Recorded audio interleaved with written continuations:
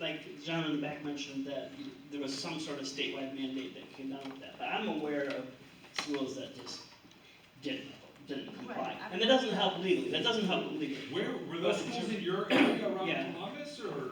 Well, I'm more not of the aware of rural, any. more of the rural area, north of Columbus. Okay.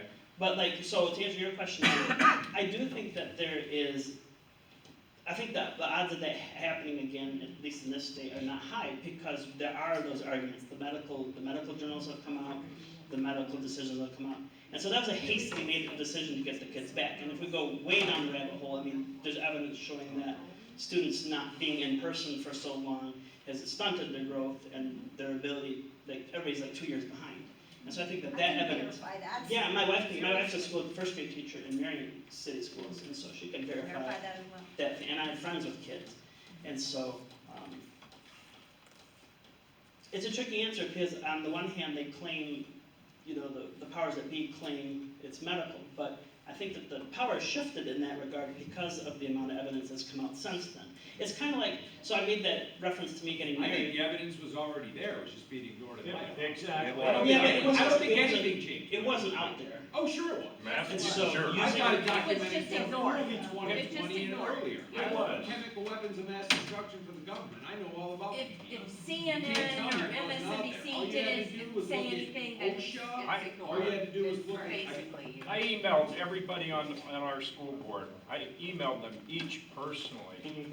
and I sent references to the size of a virus in microns. It was ridiculous what they did. They ignored it, straight Yeah. up. So that's what I think going on in the future, that's what you did is what needs to continue to be done en masse. They ignored it, though. They absolutely ignored it. That wasn't even arguable. I mean, I don't even know how you could argue in favor of it. And there was no, There was no argument, No, it was no, just. I was gonna go ahead and move on Why to no. shut something called up? FERPA, and this kind of goes a little bit with the question that you had in the front here. Why shut up? FERPA is a law that deals with access to student records, and this is what schools are currently doing, and then working on litigating against it, is it's a very complicated law, so I'm trying to give a quick Reader's Digest version. There's both a federal law and a state law that says that rights of students and parents with respect to education records are protected. And so there's something called directory information, and so name, height, weight, those types of things are considered directory information. So if you go to like a school website and you see a student profile because they're playing football or whatever, that is technically directory information that is allowed to be released, unless a parent says, I don't want this information released. But even though the parents say that, they still do it. Yeah, so, And let's be honest about this mask and this thing, I'm not saying that there wasn't, yes, we but what better way to control people than through fear? And all of us were, I mean, we were all, I mean, at first, right? Yes. Everybody was afraid, you see, they wore the mask, we stayed back. I think it was just another plot to exploit us and see how far they can push us. yeah, and so we're gonna see a little bit more with FERPA, because what schools are doing is saying that the pronouns that children identify with is not directory information, therefore they can't release the information. And so that's the argument they're making. I think it's a failed argument. There's a couple lawsuits that I'm aware of. One against Hilliard schools in central Ohio for that. Can you repeat that argument again? So directory information, I'm going to go ahead and actually read the.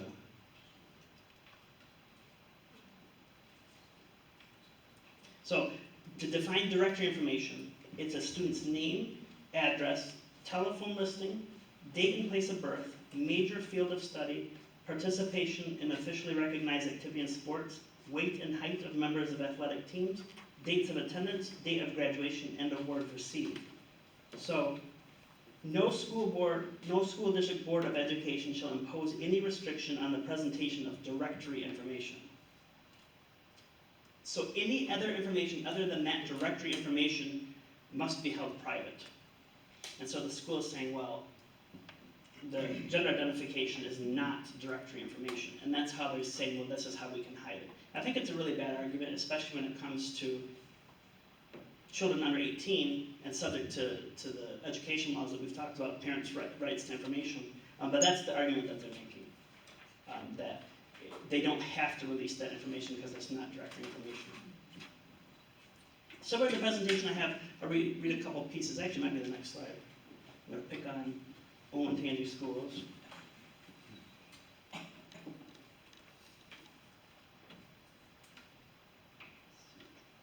So in last year, Olentangy schools got busted. I think it was through a public information request, but these are the transgender guidelines that they were releasing, that they didn't really make public, but were part of their internal documentation. And quote, a student's transgender status or gender assigned at birth is not considered directory information and therefore cannot be released without prior consent, end quote. And so staff was prohibited from disclosing information that may reveal a student's transgender status to others, including parents and other staff. And so it goes so far as to say,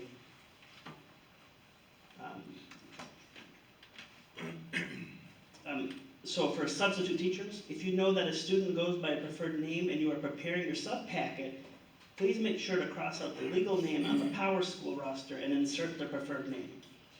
This will prevent unintentional outing of a student's gender identity. And I know the thoughts are going to be, well, schools are doing this, they're going to do it, but that's why we fight. Yeah, go ahead. You mentioned the word consent. Whose consent would they be? The students. They're minors. Right. Exactly. It's a completely. You belong to the parent. It's a complete non-legal kind of like circular argument associated with that. But that's what they're trying to do. And the going back to the very beginning of the CPS question, the Child Protective Services question. I mean, that's the argument they make. Well, the parents aren't going to be affirming, so therefore that's child abuse. And so I'm just, saying that's the argument they make. Yes, go ahead. That's another example of them just pushing us. Like Right. the mask doesn't work anyway, but they're gonna, well, if you do it, we're gonna get away with that. So then they're gonna start now what they're doing here with this. It just keeps on going. I think there's truth to that, and so there is not futility. I know there's a general feeling that there was futility in fighting the masks and the vaccine mandates, but I don't think there is futility there. Because just imagine if nobody fought back how much further along we would be. So as we develop our arguments and develop our thoughts there, I think those things are important. We'll talk more about the stuff that you all are already doing. Yeah, go ahead. Can a school board member, you mentioned earlier that they can affect policy, can they have any influence on what they do with the schools, whether they identify with this gender stuff and gender choice? This is a school board enacted policy. So yeah, so absolutely. If So you're they in the can school say board- no more if they wanted If to. they have some courage, they Right. would do it. But, Well, they need So the the right key is people. to staff the school boards Yeah, with patriots. right But people. using Right the school board the Olentangy School Board as an example, I mean, I live in a county that I think the election goes 95% red, but the school board's entirely all progressive. How does that happen? So what the strategy they've employed is for a while nobody cared, and so for a while nobody really cared about what school boards are doing. So what they'll do is they'll handpick their appointee. Like let's say somebody's term's about to end, so they'll resign. They'll handpick their appointee, and then when the election comes up, everybody votes for the incumbent. So be aware of what's going on in your school districts. Run for school board, Wow. and that's how you vet some of this stuff. Yes. Isn't it the same process the state has it? They appoint a school board. Isn't there a process within the state? I think I remember hearing that. Yeah, I'm not And it fully. seems like it always there's seems different- to be So there's the local school districts that each have their own elected board from the community, and then there is like the national board of the state board of Yes. education. That's like has different districts and things like that. I'm not super familiar with how that district works. Half are Somebody elected, half mentioned appointed by the Oh, government. half are appointed by the Brought government. up in one of our meetings. Yes, in the So government. they're the ones who make like Continues the to pick over it. policy. Currently, the state board of education is controlled by the Democratic Party. Most of the people on it are Democrats. On the state board, yeah. On the state. Ohio. So that's we've kind of, I There you guess, let it go. Like nobody was Well, paying yeah, attention, and they nobody- kind of swooped in. But so that can change with little knowledge. Yeah, go ahead. What's that? Oh, no, I'm just like, yeah, everyone's like, who really cared about who was on the Right. school board? Like, Well, they did the same thing with the state. Until we know what they're Supreme doing. right, state well, we Supreme didn't Court. know that. Yeah. Prior to this. Exactly. Right. Yeah, I mean, you thought the teacher, the principal, that was it. No. No, yeah, I mean, there's so many levels of bureaucracy. Yeah. Then there's the anti-harassment policy that the school board put into place and cited in part of that thing that came out last May. And then just last week, last Thursday, a group called Parents Defending Education filed a lawsuit against Olentangy Schools, challenging the anti-harassment policy, alleging the district prohibits purposely referring to another student by using gendered language they know is contrary to another's identity.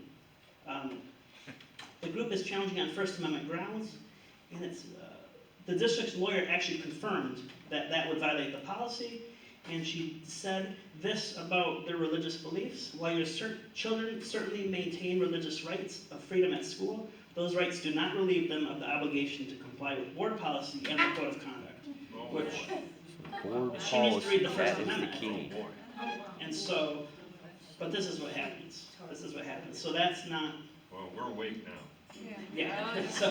So that's the, so I'm actually excited. I wish I could have been a part of that lawsuit. I'm not. That would have been a good one to be a part of. But they, I did want to read a few passages from, I'm sorry, I don't want to read too much, but just to kind of read a little bit of the phraseology and thinking from the complaint about the parents and who they refer to as parent A. So just be involved in what's going on in your students' lives, and just listen to the way some of this is phrased.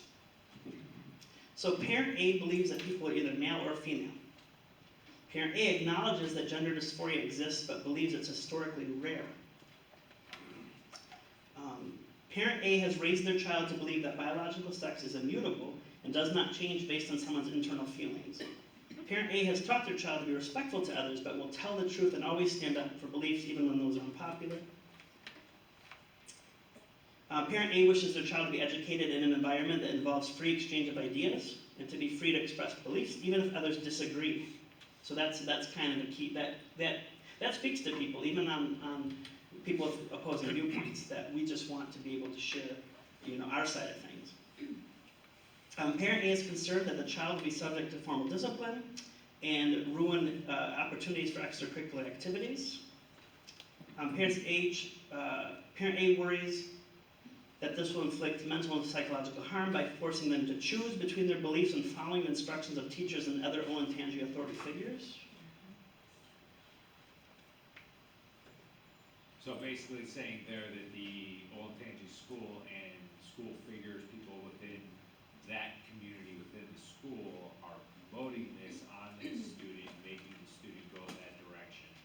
Yeah, and I think when they refer to the figures, I'm not sure, they don't name any principals by name, but I think it means the board in general, like if this is the policy, because I think there is some fear amongst teachers and other professionals that, well, if this is the policy, I need to follow this policy.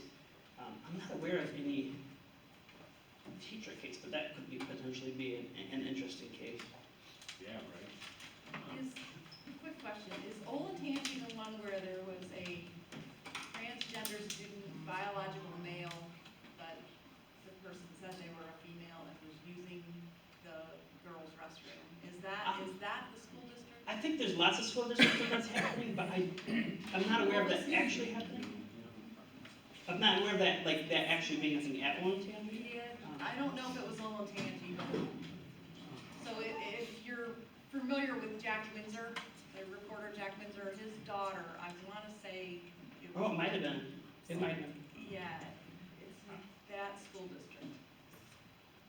I believe there was a school district in Ohio recently that had one of these transvestites. I'm not calling them transgenders, because nobody can change their gender.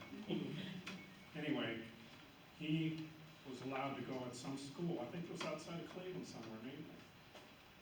I mean, I don't want to say this is funny, but somehow when he got charged or whatever, something happened. I think there was a judge involved, and they said, oh, it was okay because his gut hang over his junk. Oh, yeah, I Remember that? That was in Cleveland, it was the YMCA. Was it, wow, okay, Yeah, I'm sorry. YMCA in Cleveland, and yes, they actually said that he couldn't Yeah. expose himself because he was too disgustingly fat. Was there, the example And that it's was, probably true. was that, And it probably did. I don't think it was Olentangy, but there was a case where there was an allegation of assault related to that. Correct. I don't think that was Olentangy though. No, that was definitely in Cleveland. That was good, okay. Yeah. That case specifically, but there are also high school cases where sexual assaults have happened in bathrooms in high schools, not in Ohio that I'm aware of yet, but it has Yeah. happened. And this is where, like, getting involved and getting the information out, because they're gonna sit on that information. Right, absolutely. Yeah. I mean, it's just like the local, vocational school here in Mahoney County. They have students walking around that actually don't even do the trans thing, they actually pretend that they're animals. Oh, the furries, the furries, And yeah. they're doing this, and they're requesting them to actually put cat litter boxes in their closets and shit like that. Yeah, to my house. At the vocational school, at a high school level vocational. Yeah, that, I don't think any board, I've seen it on an No, agenda at a board, that's fact. but nobody's actually like, allowed that, thankfully so far, so like. But they're wearing the costumes and being Yeah. referred to in that generality by the teachers, and the Are they students doing have the kitty taken that. litter? I'm just, Well, Are they doing the kitty litter in the bathrooms? no, they're not doing it at this point, but they've requested it. The students have openly requested it, and they've tried to get the dialogue to go that direction for them. That's definitely happening. And so one other thing about the Olentangy, situation to make you aware of too is, one of the other parents' children, so the suit was brought on behalf of 4 parents and children, and there was a survey given to the students that said, what are your pronouns? He, him, she, her, they, them, or other, I will send the teacher a private message. And so, if you remember way back, I talked about how any questionnaire or survey that goes out to students, you must be able to have a copy of that before it goes to the students, so Well, they're not even abiding by that. Well, that, and if you're providing a private message to the teacher, does that mean that they have the teacher's cell phone number? Or Well, the there's teacher's like name? this, like an app. There's like an app that Okay. you can message, like parents can message the teachers and stuff. So in that point in time, when that groomer can isolate that student and talk to them privately about this type of thing without any outside information knowing, and if the parent doesn't know that this is happening ahead of time, Yeah. this teacher groomer that are all around us. Yeah, maybe somebody takes it upon themselves to just every month send a letter, hey, have you sent any, letters, Any or surveys. questionnaires? Hey, have you sent any surveys, any questionnaires, any like maybe every month I we mean, follow that's a up and check lot with them. for us to have It's to a- do just to send our kids I- to school. It is, You yeah. know, it really is. We should be able to look at these people in the face and know that they're not gonna be potentially manipulating our children's minds. But as something as simple as going back to the mask thing, we know the whole thing behind it was a psychological distraction. Well, who did that affect more than the children? No one. Sure, right. It affected, it stunted every aspect of their growth, their social skills, and their education from the very beginning. And really and truly, the whole point of it was a mind control social experiment. What grade are your, do you have kids in school? I have a 22-year-old, an 18-year-old, and an 8-year-old. 8-year-old, okay. I think you'd be a good school board testifier. If you go to your school board, I mean, you get most of the places get 3 minutes. And they're not allowed to engage in dialogue with you, so you basically, like, in 3 minutes, you say your piece for 3 minutes. It's out there in the public, most of it's live streamed, sometimes it's live streamed. I have a few examples, if we, I think we'll have time for it, but to show you, not necessarily Ohio, but some ideas of how parents have approached school board. Can I throw one more thing at you, buddy? Sure. Okay, so you being a lawyer, I'm sure you had spent a lot of that time period going in and out of courts when they were finally opened up and you were allowed to act like an adult again. So at the point in time that you were going back and forth in and out of courts, how many of the courts that you were working into had those face scanners? With the temperature check, where you looked at an iPad, had to scan your face, that type of thing? None. Really? None that I was a part of. In the It court? depended on the county. I had some county that I was in the summer of 2020, going in, no mask, just fine. I had some courts that required masks, I had some courts that were on Zoom. It just really depended on. Did you have any experience at all anywhere going through where you saw the iPads, where you had to walk up, scan your face? YMCA did that. the YMCA did it, our courts here in Austin town definitely did it, I'm not sure where else. No, I I've haven't never seen- experienced the iPad facial scan No. recognition. Even Canfield High School had to do it, Okay, if I recall. there were schools in this. I had area temperature checks with guns. with temperature checks with guns. Now, here's the thing, some of these iPads had the technology that it supposedly. Oh, no, I had not seen, I had honestly never heard of that till just now. Okay, I have photos of a few of them from different schools in the area, but they also had it in my kid's school. Yes. And they rolled it out and didn't tell us Correct. until it was brought up that, oh my God, you're using this on our children? And then all of a sudden, we got a letter saying, oh, we're gonna go ahead now, no longer use this program. So there was an iPad at the back door of my kid's school that every single time they walked in Our the school. door, they had to look into this, Canfield. get scanned before they went did it into in their Canfield. classroom. All of that digital data went somewhere. Yeah. So Yeah, I so- think as privacy rights as I know this isn't parents, necessarily what you wanted to hear, visual too, and print but being aspect- involved to stop that. And this should have never happened in the first place, but the knowledge that people knew and got it to not happen, I'd actually never even heard of that. a lot of schools were doing it. There were a lot of schools in the state of Ohio that got funding, and no one would tell me where the funding came from, absolutely. Yes. I've got this stuff right now, whatever. Everything was COVID, all of it was funded COVID money. You guys saw it, right? There's Yes. LC scanners Yeah, everywhere. yeah. Anytime you had us looking at one of those things, it was taking a digital imprint of your My son did face. too. So just a couple, like practical, I know that we're talking about being involved. One thing is about teaching, talking to teachers and building administrators. It can work. Building relationship with teachers can work. Some of the advice that PGI gives is, teachers are the ones who talk to their kids daily, so if you get to know the teachers, maybe volunteer in their class. Brad Dacus, who's head of PGI, was telling a story about how they had talked to a teacher and said, oh, we're praying for you, and apparently the teacher was just like, wow, I was really amazed by that. Wow, I can't believe that you're actually praying for me. So there are some kind of I don't want to use the word subtle, that implies being dirty, and I don't mean it that way, but there are ways that we can maybe be an impact, because people view, especially people who are Christians, or conservatives, or both, or one or the other, as just as really ignorant, terrible, bigoted people. And so that's one of the things that I try to do, is show them it's not true. So attend school board meetings, which we just talked about. I do want to show you a couple examples. These are all about a minute or less clips, and you can go on YouTube and just type in irate father at school board meeting, and they will just pop up. And so just a couple of thoughts of how to address it. This example is actually just to show you what could potentially happen, but this guy here, they actually shut his mic down. This is in Fleming Island High School in Florida. But because they shut his microphone off, this innocuous little hearing nobody would have known about became viral in national news. This is something that people are starting to do, and this might work with your movie, if you can figure out what movie is being shown. See if you can take your phone and display it at the board meeting, because what people are doing is saying, this book was assigned to my child, and they read the book, and then they get their mic cut off, and then they say, if you don't want to hear it, why should my child hear this? It seems to be kind of an effective method. Let me see if No, because we have control I of can what make we say. Can you yield time at the school board meeting, Todd? Turn off his microphone, please. Clay County parents dispute with his local school board has drawn some national attention after he had his microphone turned off while attempting to read a passage out of a book from the Fleming Island High School library that he considered pornographic. There are state laws that prohibit, and federal communications laws that prohibit you from publishing these things to a child. Ironic, isn't it? I don't know a good parent that wants their child to read porn. The district informed us an official complaint against Lucky has now been filed, and the book has temporarily been pulled from the shelf pending an official review. So I know that you have a few examples, but this is the one thing that sticks out to me in all the examples, is the school board listened.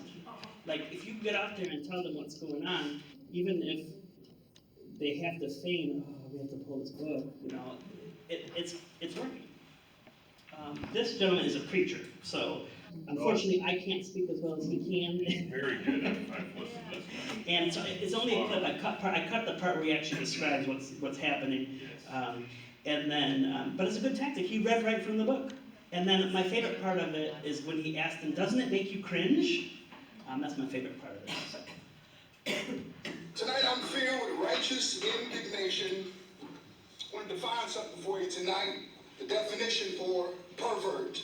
It means to alter something from its original course, meaning or state, to a distortion or corruption of what was first intended. It means to lead someone away from what is considered right, natural, or acceptable.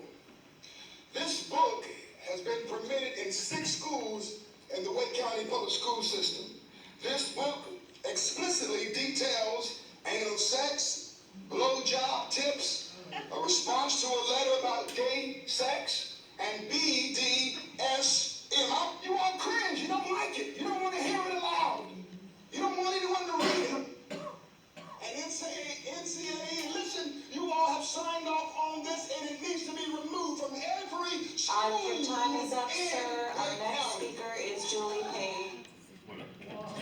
So, yes, I mean, I'm not that dynamic of a speaker, but yeah, people listen.